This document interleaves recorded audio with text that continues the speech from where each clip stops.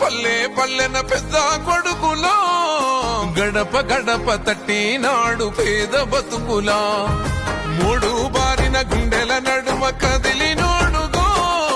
బిడు భూమిన పచ్చని పంటై వచ్చినాడుగా తెలంగాణ మట్టి మీద పట్టేసిండుగో పట్టిన పట్టును వదలక జనముల నిలిసెనుగో పోరాటాల సూరీడమ్మ పొలికే గల గొంతుక మహేశన్న నిరుపేదల గుండెల నిలిచాడుగా.